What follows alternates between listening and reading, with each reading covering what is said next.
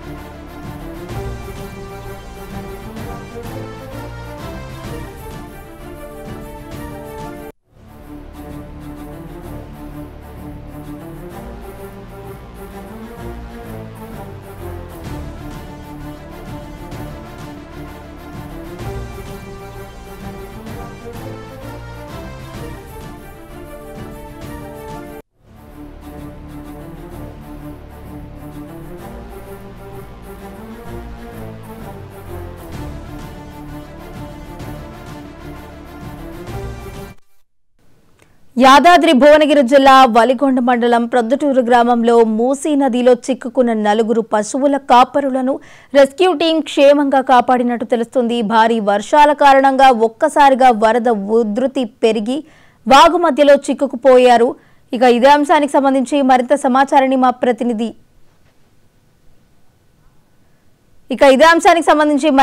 సమాచారాన్ని మా ప్రతినిధి రాము అందించడానికి సిద్ధంగా ఉన్నారు. రాము, చెప్పండి.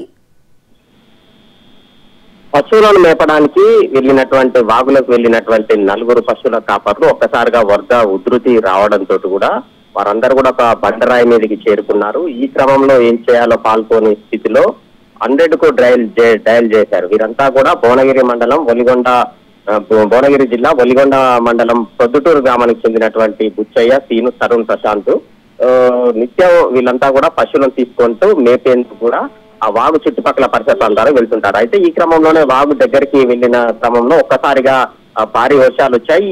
దీంతో పాటు హైదరాబాద్ లో కూడా భారీ వర్షం రావడంతో కూడా మూసీ వాగు ఒక్కసారిగా ఉధృతంగా ప్రవహించింది. ఈ నేపథ్యంలో వారంతా కూడా ఆ వాగులో చిక్కుకున్నటువంటి పరిస్థితి ఉంది. వారంతా ఒక బండరాయి మీదకి సురక్షితంగా ఉన్నప్పటికీ కూడా దిగి కిందికి తమ స్వస్థలాలకు చేరుకునేందుకు వాగు అడ్డంగా ఉండడంతో కూడా ఇంకా క్రమేపీ ఉధృతంగా వాగు నీరు పైకి రావడంతో కూడా భయాందోళనతో లోనైనటువంటి వారందరూ కూడా 100కు డయల్ చేశారు. అయితే రెస్క్యూ టీమ్ 100 సంబంధించినటువంటి పోలీసులు అక్కడికి చేరుకొని వారిని సురక్షితంగా అర్ధరాత్రి వేళలా బయటికి తీసుకువచ్చినట్టు తెలుస్తోంది. మరోవైపు ఏదైతే గతంలో కూడా ఇలాంటి ఘటన ఒకసారి జరిగిందని చెప్పేసి, అయితే ఆ ఘటన జరిగిన సమయంలో వారంతా కూడా పెద్ద బండరాయి మీద ఉండటంతో కూడా ప్రాణాపాయం తప్పినట్టు కూడా చెప్తున్నారు. మొత్తానికి నలుగురు పశువుల కాపర్లను కూడా సురక్షితంగా ఒడ్డుకు చేర్చడంతో కూడా ఊపి పీల్చుకున్నటువంటి పరిస్థితి అయితే ఉంది.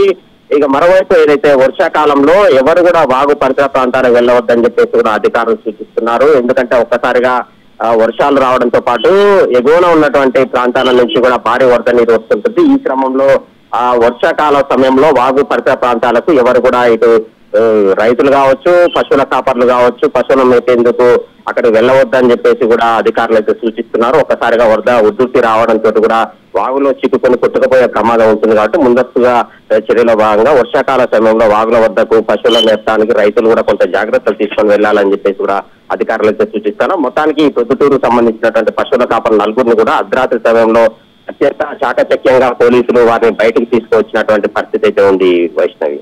Right, thank you Ramu.